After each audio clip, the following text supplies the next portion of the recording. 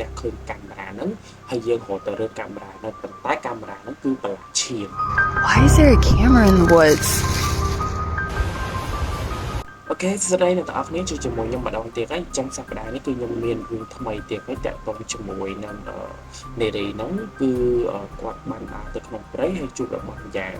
អ្នកទាំងអស់គ្នាសាកសម័យមើលថាយើងដើរទៅព្រៃសុកយើងក៏ប្រទះឃើញកាមេរ៉ាហ្នឹងហើយយើងរត់ទៅរើកាមេរ៉ាហ្នឹងប៉ុន្តែកាមេរ៉ាហ្នឹងគឺប្រឡាក់ឈាមអញ្ចឹងចាប់តាំងពីនារីហ្នឹងគឺគាត់បានប៉ះជាមួយនឹងកាមេរ៉ាហ្នឹងបានលើកជាមួយនឹងកាមេរ៉ាប៉ុន្តែគាត់អត់រើគាត់គ្រាន់តែរៀបនឹងរើអញ្ចឹងណាអញ្ចឹងចាប់តាំងពីពេលហ្នឹងមកគឺចាប់ដើមមានរឿងចម្លែកកើតក្នុងផ្ទះរបស់គាត់តែម្ដងតែឥឡូវយើងចូលទៅសាច់រឿងរបស់គាត់ទៅ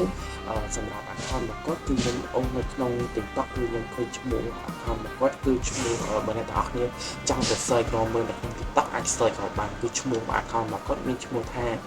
Jaffor Discam អញ្ចឹង Jaffor Discam អញ្ចឹងឥឡូវនេះខ្ញុំបានរកឃើញកាមេរ៉ាអានឹងឈ្មោះTikTok របស់គាត់ណាចឹងអ្នកទាំងអស់គ្នាអាចទៅ search មើលបានហើយរឿងរបស់គាត់គឺ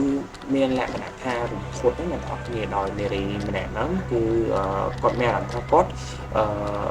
របៀបថាគាត់ទៅដើរដូចផ្ទះគាត់នឹងក៏មានព្រៃមានអីចឹងអ្នកទាំងអស់គ្នាដឹងហើយនៅស្រុកគេគឺសម្បូរមានព្រៃមានអីចឹងណាហើយអ្នកទាំងអស់គ្នាដឹងថាមិនគាត់គឺគាត់បានដើរទៅក្នុងព្រៃនឹងរបៀបថាដូចដើរថតចែកអីយើងដូចរបៀបថាយើងដើរលំហែកាយអីចឹងណាអញ្ចឹងគាត់ក៏បាននិយាយឲ្យគាត់ថាគាត់កំពុងតែដើរសុកគឺគាត់ពីថាមានអារម្មណ៍ថាវាខ្លាចហើយបន្ទាប់មកនៅសុកគឺគាត់ក៏ប្រទះឃើញកាមេរ៉ានឹងមួយកាមេរ៉ាហ្នឹងមុនដំបូងគឺគាត់ឃើញទៅធម្មតាដល់ពេលគាត់រើសរបៀបថារើសតែគាត់យកឈើឆ្កឹះហើយគាត់ក៏បានឃើញកាមេរ៉ាហ្នឹងគឺមានប្រឡាក់ឈាមណាហើយចាប់តាំងពីពេលហ្នឹងមកគាត់ក៏បានថតវីដេអូបន្តពីហ្នឹងទៀតគឺថាគាត់បាននិយាយថាចាប់តាំងពីគាត់បានរើសជាមួយនឹងកាមេរ៉ាមានឈាមប្រឡាក់ហ្នឹងមកគឺតែងតែជួបរឿងចម្លែកហើយអ្នកទាំងអស់គ្នាដឹងហើយថាកម្មរបស់អីក៏ដោយឲ្យពេលយើងឃើញគឺមានប្រឡាក់ឈាមគឺអ្នកទាំងអស់គ្នានឹងគិតថាកាមេរ៉ានោះក៏ជាមានរឿងគិតកម្មឬក៏រឿងអីផ្សេងអញ្ចឹងមិនមែនសិស្សវាប្រឡាក់ឈាមទេតែប្រឡាក់ឈាមវាមានដើមហេតុហ្នឹងឯងអញ្ចឹងចាប់ពីតាំងពីពេលហ្នឹងមកនារីម្នាក់ក៏បាននិយាយថាតែងតែឃើញមានអ្វីដូចជាមានស្មៅខ្មៅឬក៏របៀបថាដូចមនុស្សពាក់អាវអ្នកទាំងអស់គ្នាដែលមើលរឿងអត់គឺមានគិតកោតាមស្លាប់ម្នាក់នឹងបិទមាត់របៀបថាពាក់អាវឈុតខ្មៅនឹងនៅក្នុងវីដេអូនេះស្តៀងចឹងដែរអ្នកទាំងអស់គ្នាគឺថាមានបរិះហ្នឹងដឹងបរិះដឹងអីគេរបៀបថាស្មៅខ្មៅនេះដូចអ្នកទាំងអស់គ្នាឃើញគាត់ថតបានណាអញ្ចឹងគាត់ក៏បាននិយាយគាត់ថាមើលទៅអាស្មៅហ្នឹងរបៀបថាតាមគាត់រហូតដល់ផ្ទះទៀតមិនធម្មតាណាអ្នកទាំងអស់គ្នាដូចថាចង់ធ្វើអ្វីមួយលើគាត់អញ្ចឹងតាមមើលតាមឃ្លាំមើលគាត់មកនិយាយទៅគឺគាត់មានអារម្មណ៍ថាភ័យខ្លាចតាំងពីពេលដែលគាត់ធ្វើបានកាមេរ៉ាហ្នឹងមកគឺជួបរឿងចម្លែកហើយពីមួយថ្ងៃទៅមួយថ្ងៃរបៀបថាគាត់តែងតែបង្ហោះវីដេអូរហូតគាត់ថា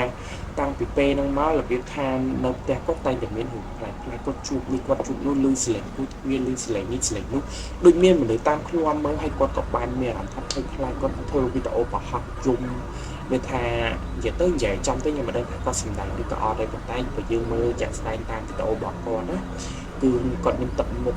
ភ័យខ្លាចដូចមនុស្សនឹងខ្លាចមែនហ្មងដូចនឹងសម្ដែងតែមានអារម្មណ៍ថាខ្លាចហើយអ្នកនរគ្នាដឹងអានៅស្រុកគេនឹងសម្បូរអាវាចឹងកើតឡើងខ្លាំងមែនតើគឺសម្បូរបែបហ្នឹងហើយគាត់និយាយឲ្យគាត់ថាគាត់ខ្លាចគាត់អត់ដឹងថាអានឹងជាអ្វីទេវាថាលឺនេះនៅក្នុងផ្ទះគាត់ចឹងណាចឹងចាំខ្ញុំដាក់វីដេអូគាត់ឲ្យមើលហើយគាត់ក៏អត់យល់ថាថៃបាន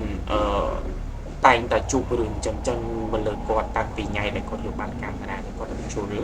ហើយអ្នកទាំងអស់គ្នាមើលក្នុងកាមេរ៉ាគាត់របៀបថាគាត់ធ្វើតមុខរបៀបថាថតជាស្អាតពេលជួបគាត់គឺគាត់មានអារម្មណ៍ថាខ្លាចហ្មងខ្លាចអាស្មៅហ្នឹងគាត់និយាយទៅខ្ញុំពិបាកអធិប្បាយណាអ្នកទាំងអស់គ្នាអាចមើលវីដេអូគាត់ចាក់ស្ដែងបានណាគាត់យំផងអីផងរបៀបថាគាត់អត់ដឹងថាត្រូវធ្វើមិនឃើញមានអារម្មណ៍ថាមើលក្នុងវីដេអូហ្នឹងគាត់នៅផ្ទះនឹងម្នាក់ឯងតែម្ដងណាហើយគាត់និយាយទៅហើយអាវីដេអូនេះគាត់ដេកយំហ្មងណាគឺរបៀបថាយកភួយក្រមហើយដេកយំនៅក្នុងភួយហ្នឹងហ្មងណារបៀបថាដូចមានគាត់មានអារម្មណ៍ថាដូចមានអីនៅខាងក្រៅហើយគាត់ចូលទៅក្នុងភួយនេះគាត់បានថតអាបន្ទប់ក្នុងផ្ទះគាត់លឺស្លេងដើរដូចលឺស្លេងមនុស្សនៅខាងក្រៅណាបងប្អូនប៉ុន្តែគាត់អត់ដឹងថានឹងជាអ្វីទេវាថាលឺនៅខាងក្រៅអញ្ចឹងគាត់ភ័យពេកគាត់ក៏យកភួយហ្នឹងមកគ្របដេកថត បោះនៅក្នុង account TikTok របស់គាត់តែម្ដងហ្នឹងប្រាប់ទៅដល់របៀបថា fan របស់គាត់ដែលតាមដានវីដេអូរបស់គាត់តាំងពីវីដេអូកាមេរ៉ាដែលគាត់យកបានណាហើយពេលហ្នឹងគឺគាត់ភ្ញាក់ត្រែកមួយហើយអ្នកទាំងអស់គ្នាដឹងហើយវីដេអូគាត់មុនដំបូងគេគឺគឺបានកាមេរ៉ាប្រឈាមហ្នឹងអញ្ចឹងចាប់ពីតាំងពីវីដេអូដែលកាមេរ៉ាប្រឈាមហ្នឹងមកចាប់ពីវីដេអូហ្នឹងបន្តមកគឺតែងតែមានរឿងដើមហេតុរបៀបថាលឺនេះលឺនោះហើយដូចមានមនុស្សតាមគាត់អញ្ចឹងមិនថាដើរទៅតាមផ្លូវមិនដើរថាដើរទៅហាងឬក៏ចេញខាងក្រៅគាត់មានអារម្មណ៍ថាមានអ្នកដើរតាមគាត់មកហើយជាពិសេសគឺនៅក្នុងផ្ទះរបស់គាត់ហ្នឹងគឺលឺស្លេងនេះស្លេងនោះស្លេងនេះស្លេងនោះចង់គាត់មានអារម្មណ៍ថាភ័យខ្លាចណាអ្នកទាំងអស់គ្នាចាំមើលខ្ញុំដាក់វីដេអូឲ្យមើលមកគឺក្នុងផ្ទះគាត់មានសកម្មភាពចម្លែកកើតណា Who is it?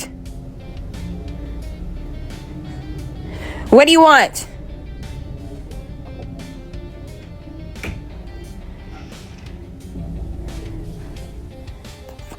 ពេលខ្លះយើងគិតថាវាមិនមែនជាខ្មោចទេប៉ុន្តែវាជាប្រភេទមនុស្សអីមួយអញ្ចឹងប៉ុន្តែមនុស្សហ្នឹងរបៀបថាដូចចង់ធ្វើអីទៅលើនារីអញ្ចឹងតែគាត់អត់បានអត់បានមានឱកាសអញ្ចឹងណាអញ្ចឹងរបៀបថាតាមខ្លំមើលនារីហ្នឹងអូយយ៉ាងម៉េចបើខ្ញុំជាគាត់វិញគឺខ្ញុំនឹងទៅប្តឹងទៅលើអ្នកអស់គ្នាព្រោះដោយសារទុកចិត្តដែរណាហើយគាត់ជុំមកអ្នកអស់គ្នាអូយមើលវីដេអូហ្នឹងហើយមានតែខ្លាចខ្ញុំខ្លាចជាងគេសេរីពួកដើរតាមយើងណាចង់និយាយថាចង់ស្លាប់យើងបិទមាត់ចឹងដើរតាមយើងហៅអាកាសណាមួយល្អគឺចាំអូហើយគាត់បាននិយាយគឺថាដើរទៅណាគឺមានអារម្មណ៍ថាដូចមានមនុស្សតាមខ្លួនយើងជាធម្មតាយើងដើរទៅណាគឺយើងរបៀបថាបើមានអ្នកគេដើរតាមយើងនឹងមានអារម្មណ៍មួយថាដូចមានអ្នកគេដើរតាមយើងអីចឹងគឺយើងដឹងហើយសំខាន់ពេលគាត់មើលនៅក្នុងវីដេអូគាត់គឺគាត់ដើរមានអារម្មណ៍ថាកន្លែងហ្នឹងគឺស្ងាត់ខ្លាំងតែជុំខ្ញុំក៏ព្រឺខ្លាចដូចជាទៅព្រឺជំនុំគាត់ហើយគាត់ហ៊ានដើរអូគួរចានិយាយទៅគឺអូពីវីដេអូមួយទៅវីដេអូមួយបន្ទាប់ពីវីដេអូបានកាមេរ៉ាប្រឈាមហ្នឹងគឺគាត់ថតវីដេអូយើងមើលទៅតាក់ទងគាត់ចេញទៅខាងក្រៅនៅក្នុងបរិវេណជុំវិញផ្ទះគាត់គឺតែងតែមានរឿងប្លែកៗហ្នឹងអូខេអ្នកនរអស់គ្នាអញ្ចឹងសម្រាប់វីដេអូថ្ងៃហ្នឹងសប្តាហ៍ហ្នឹងគឺរបស់គាត់ហ្នឹងគឺមានអារម្មណ៍ថាវាខ្លាចបានអញ្ចឹងណាចាំបើអ្នកនរអស់គ្នាចង់ឆែកវីដេអូចង់ទៅមើលវីដេអូស៊ីគាត់អាចចូលទៅក្នុង TikTok ហើយវាយឈ្មោះពាក្យថា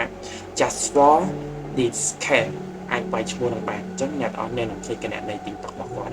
អូខេអញ្ចឹងវីដេអូខ្ញុំសប្តាហ៍នេះមានតែប៉ុណ្្នឹងទេសង្ឃឹមថាអ្នកនរអស់គ្នាចូលចិត្តហើយបើអ្នកនរអស់គ្នាចូលចិត្តកុំភ្លេចជួយចុច like ម្នាក់មួយផងហើយ subscribe ម្នាក់មួយផងដើម្បីទទួលបានវីដេអូបែបព្រឺព្រួយអញ្ចឹងសប្តាហ៍ក្រោយៗអូខេបាយបាយ